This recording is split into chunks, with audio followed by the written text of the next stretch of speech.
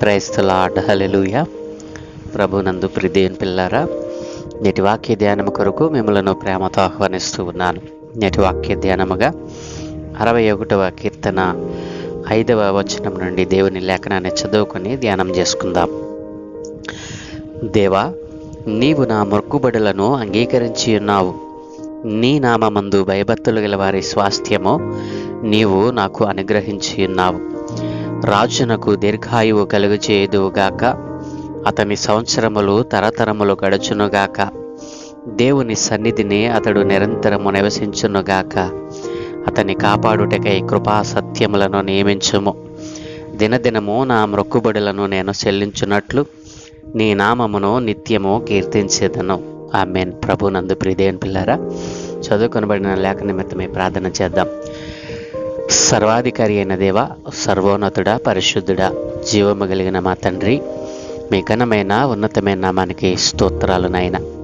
ఏ మంచి లేని మా జీవితంలో మరొక నూతన ఉదయాన్ని అనుగ్రహించారు దేవా. ఈ ఉదయ కాలమున మా దినాన్ని నీ వాక్య ధ్యానముతో ప్రారంభిస్తూ ఉండగా అయ్యా, మీరే మాతో మాట్లాడండి. మీ వాక్యములో ఉన్న అనేక ఆత్మీయ పాఠాలు మీరే మాకు బోధించి నేర్పించండి. ఈరోజు మేము చదువుకున్న ఈ లేఖన భాగాన్ని మా కొరకు దీవించి ఆశీర్వదించమని యేసయ్య నామమును అడుగుచున్నాము తండ్రి. ఆమేన్. ప్రభునందు ప్రియదేవుని పిల్లలారా,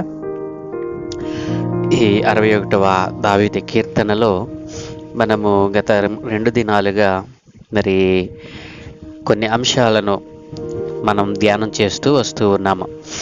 భక్తుడైన దావీదు దేవునికి ప్రార్థన చేస్తూ దేవునికి మొరపెడుతూ పలికినటువంటి అనేక మాటలు మనం ధ్యానం చేశాం.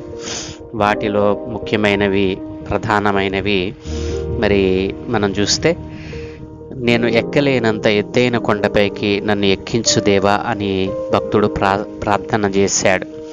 అలాగుననే నాకు ఆశ్రయముగా ఉన్నటువంటి నీవు నీ ఆశ్రయములో, నీ బలమైన కోటలో నన్ను దాచి ఉంచు అని ప్రార్థన చేశాడు.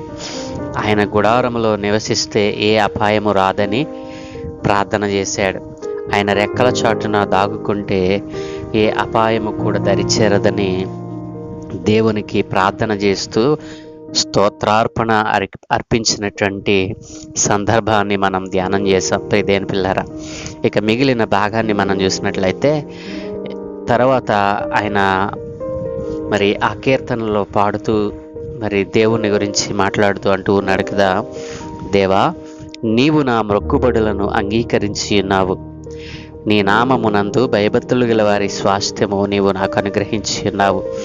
ఎవరైతే మరి సర్వాధికారి అయిన దేవుని నామమందు భయభక్తులు ఉంచుతారో వారి కోసము దేవుడు దాచి ఉంచిన స్వాస్థ్యమును నీవు నాకు ఇచ్చావు అని భక్తుడు ఇక్కడ దేవుణ్ణి కొనియాడుతూ ఉన్నాడు. దేవా, నీవు నా మొక్కుబడులను అంగీకరించి ఉన్నావు. నేను అర్పించిన నా అర్పణలను నీవు అంగీకరించి ఉన్నావు. అర్పణ అంటే ఇక్కడ ధనము అని మాత్రమే కాదండి ప్రియదేవుని పిల్లల. అర్పణ అని అంటే, మొక్కుబడి అని అంటే మనమేదో ఇవ్వాలి అనే ఆశపడి దాన్ని ఇవ్వటం అనేటువంటిది కాదు. కానీ ఇక్కడ దైవికమైన ఆలోచనతో మనం మాట్లాడితే గనక, నీవు నా మొక్కుబడులను అంగీకరించి ఉన్నావు అనంటే ఆయన మొక్కుబడి ఏమిటి? నిత్యము ఆయన సన్నిధిలో నివాసం చేయాలని, ఆయన సన్నిధిలో మరి ఆశ్రయం పొందాలని, ఆయన బలమైన కోటలో ఆయన ఉండాలి అని, ఆయన రెక్కల చాటున దాగుకొనాలనేటువంటి మొక్కుబడి. ఇది ప్రతి విశ్వాసకి ఉండవలసినటువంటి ఆత్మీయమైనటువంటి మొక్కుబడి. ప్రియదేవుని పిల్లలారా, మొక్కుబడి అంటే మనకి ఏదో మంచి జరిగితే నేను దేవునికి ఇది ఇస్తా అని అనుకోవడం కాదండి. ప్రియదేవుని పిల్లల, ఆలోచన చేయండి. ఇక్కడ దావీదు భక్తుని జీవితంలో మనం ఆలోచన చేసామో, ధ్యానం చేసామో, ఆయన కోరుకున్నటువంటి, ఆయన ఇష్టపడినటువంటి మొక్కుబడి ఇదే. ప్రియదేవుని పిల్లల, ఆలోచన చేశారా? అర్థమవుతుంది కదూ. కాబట్టి నీ జీవితంలో కూడా నీ మొక్కుబడిని దేవుడు అంగీకరించాలి అని అంటే ఈ విధమైనటువంటి మరి పరిపూర్ణమైన భక్తి విశ్వాస్యత నీలో ఉండాలి. మరి దావీదు భక్తుడు ఏ రీతిగా అయితే తాను మరి దేవునికి మొక్కుబడి చేసుకున్నాడో, ఆయన సన్నిధిని ప్రేమించాడు, ఆయన సన్నిధిలోనే ఉండాలని, ఆయన రెక్కల చాటుని దాగుకోవాలని, ఆయన ఆశ్రయంలోనే ఉండాలని, మరి ఆయన బలమైన కోటలో దాచబడాలని ఎంతగా మరి దేవునికి మరి తాను సమర్పించుకున్నాడో, ఈ దినాన్న నీ మొక్కుబడి ఏమిటి? నీ మొక్కుబడిని దేవుడు అంగీకరించకపోవడానికి కారణం ఏమిటి? మరి ఆయన మరి అలాంటి భక్తిని, అలాంటి మొక్కుబడిని చేసినప్పుడు దేవుడు ఏం చేశాడంటండి, నీ నామమందు భయభక్తులు గల వారి స్వాస్థ్యము నీవు నాకు అనుగ్రహించి ఉన్నావు. దేవుడు తన నామమందు భయభక్తులు గల వారి కోసము దాచి ఉంచిన మేలులను మరి దావీదు భక్తునికి అనుగ్రహించాడంటండి. ప్రియదేని పిల్లారా, అలాంటి అనుభవము, అలాంటి దేవుడు నీ కోసము దాచి ఉంచిన స్వాస్థ్యమును నీవు ఎప్పుడైనా పొందుకున్నావా? నీ జీవితంలో ఈ అనుభవము లేకపోతే ఈ రోజున ప్రభువు నీ కోసం దాచి ఉంచిన మేలు ఏదో ఉంది, దానిని పొందుకోవటానికి నీవు సరి అయిన మొక్కుబడి చేయటం లేదు. మొక్కుబడి అనగా దేవుని సన్నిధిలో నేను నిత్యము నివసించాలి, దేవుని నామాన్ని ఘనపరచాలి, దేవుని సన్నిధిలో నేను ఆయనను కీర్తించాలి అనేటువంటి ఆలోచన మరి నీకు లేదేమో. ప్రియదేని పిల్లరా, అలాంటి ఆలోచన దేవుడు మరి కలిగి ఉండమని తన భక్తుని ద్వారా మనకు తెలియజేస్తూ ఉన్నాడు.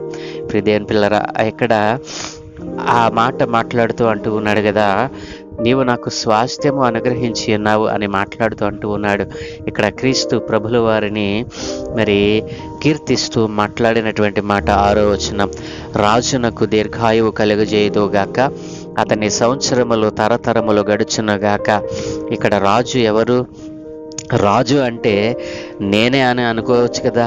మరి ఇక్కడ రాజు అంటే దావీదు భక్తుడని కాదు, సర్వాధికారి అయిన క్రీస్తు ప్రభుల వారు మరి తరతరములు మనల్ని ఏలటానికి ఆయన అర్హుడు.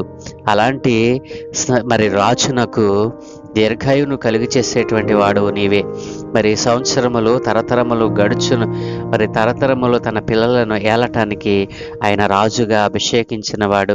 మరి దేవుని సన్నిధిని అతడు నిరంతరము నివసించేటువంటి వ్యక్తిగా మరి క్రీస్తు ప్రభుల వారిని జ్ఞాపకం చేసుకుంటూ ఉన్నాడు.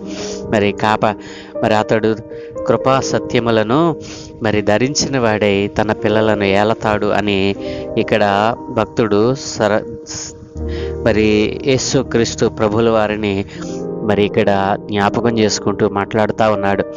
దేవుని పిల్లరా, ఈ లోకములో తరతరాలు శాశ్వతంగా పరిపాలించేటువంటి వాడు క్రీస్తు ప్రభుల వారే. మరి క్రీస్తు ప్రభుల వారు 1000 ఏళ్ల పరిపాలన మరి త్వరలో చేయబోతా ఉన్నాడు. మరి అలాంటి క్రీస్తు ప్రభుల వారిని గురించి దావీదు మాట్లాడుతూ ఉన్నాడు. ఆయన దావీదు వంశీయుడు, శాశ్వతంగా రాజై ఉండాలని దేవుడు నియమించినటువంటి గొప్ప రాజు. కాబట్టి ఆ రాజును జ్ఞాపకం చేసుకుంటూ భక్తుడు మాట్లాడుతూ ఉన్నాడు కదా, మరి దినదినము నా మొక్కుబడులను నేను చెల్లించినట్లు నీ నామమును నిత్యము కీర్తిస్తాను. దేవా, నిత్యము నీ నామాన్ని కీర్తించేటువంటి ఆ భాగ్యం నాకు దయచేయని భక్తుడు వేడుకుంటా ఉన్నాడు. ప్రియదేని పిల్ల, నీ జీవితంలో ఇలాంటి మొక్కుబడి నీలో ఉందా? నీవు మొక్కుబడి చేసి మరి మర్చిపోయినటువంటి అనేక సందర్భాలు నీ జీవితంలో ఉన్నాయేమో. నీ మొక్కుబడి ఎలా ఉండాలో తెలుసా? ఆయన సన్నిధి కావాలని, ఆయన రెక్కల చాటులను దాచబడాలని, ఆయన కోటలో నీవు ఉండాలని, ఆయన ఆశ్రయం కిందకు నువ్వు రావాలని ఇలాంటి మొక్కుబడి. దేవా, నేను నీ ఆశ్రయంలోనికి వస్తానయ్యా, నీ సన్నిధిలో నివసిస్తానయ్యా, నిత్యము నిన్ను కీర్తిస్తానయ్యా అనేటువంటి మొక్కుబడి ఎంతో శ్రేష్టమైనటువంటి మొక్కుబడి. ప్రియదేని పిల్లల, నీ జీవితంలో ఇలాంటి మొక్కుబడి ఎప్పుడైనా చేసావా? నీకు సర్వమును అనుగ్రహిస్తున్న దేవునిని, మరి నిజమైన దేవునిని ఎరిగినటువంటి నీ జీవితంలో ఎప్పుడైనా ఇలాంటి పరిపూర్ణమైనటువంటి మొక్కుబడి నీవు చేసావా? మొక్కుబడి అంటే నేను దేవునికి ఏమివ్వగలను, నేను దేవునికి ఏమి ఇవ్వగలను అని నీవు అనుకుంటున్నావేమో. నీ హృదయాన్ని, నీ మనస్సును, నీ ఆలోచనను, నీ తలంపులను సమస్తాన్ని దేవునికి ఇచ్చినట్లయితే ఆయన నీ కోసము దాచి ఉంచిన స్వాస్థ్యాన్ని, నీ కోసము దాచి ఉంచిన మేలులను నీకు అనుగ్రహిస్తానంటున్నాడు. కాబట్టి ఈ దినాన్న నీ మొక్కుబడి ఏమిటి? దేవుని పట్ల నీ ఉద్దేశం ఏమిటి? నీవు ఏ ఉద్దేశము కలిగి దేవునిని మరి ఎరిగి ఉన్నావు, దేవునిలో రక్షణ పొందుకున్నావు, ఆ రక్షణకు విలువైనటువంటి జీవితం నీలో ఉందా? మరి దేవుని రక్షణ అనుభవాన్ని నువ్వు పొందుకోకుండా రక్షణ పొంది ఎన్ని సంవత్సరాలు దాటినా ఆ రక్షణలో ఉన్న స్వాస్థ్యమును పొందుకోలేక, ఆ రక్షణలో నీ కోసం దాసి ఉంచిన మేలులను పొందుకోకుండా నువ్వు ఎందుకని ఇంకా వెనకబడిపోయి ఉన్నావు? దేవుడు ఈరోజు నీతోనే మాట్లాడుతూ ఉన్నాడు. నీ మొక్కుబడి సరి అయినదే ఉండాలి. నీ మొక్కుబడి సరి అయినదే ఉంటే, నీ జీవితం సరి అయినదే ఉంటే దేవుడు నీ కోసం దాచి ఉంచిన అనేక మేలులను ఈ దినాన నీకు ఇవ్వబోతా ఉన్నాడు. కాబట్టి అలాంటి మేలులతో నీవును నీ కుటుంబము నింపబడాలంటే దేవుని సన్నిధిలో ఇప్పుడే ఒక నిర్ణయం చేయి. దేవునికి నిన్ను నీవు సమర్పించుకో. దావీదు భక్తుడు ఏ రీతిగా అయితే దేవుని సన్నిధిని, దేవుని యొక్క ఆశ్రయాన్ని కోరుకున్నాడో, ఆయన బలమైన కోటలో ఉండాలని ఆశపడ్డాడు. అలాంటి కోరిక, ఆశ, తృష్ణ నీవు కలిగి ఉండాలని నేను ప్రార్థిస్తూ ఉన్నాను. దేవుడు మీ కుటుంబాలలో అలాంటి ఆలోచనను, అలాంటి తలంపులను, అలాంటి నిర్ణయాలను పుట్టించునుగాక. ప్రార్థన. సకలాశీర్వాదముల కారణభూతుడైన తండ్రి, మా మంచి దేవానికి వందనాలు నాయన. అవును తండ్రి, నీ భక్తుడు చేసినటువంటి మొక్కుబడి ఎంత ఉన్నతమైనదో, నీ సన్నిధి ఉంటే చాలయ అని మొక్కుబడి చేశాడు. ఆ ఆలోచన ఎప్పుడైతే తన హృదయంలోనికి వచ్చిందో, దేవా ఆయన కోసం నీవు దాచి ఉంచిన మేళ్ళన్నిటినీ అనుగ్రహించావు నైనా.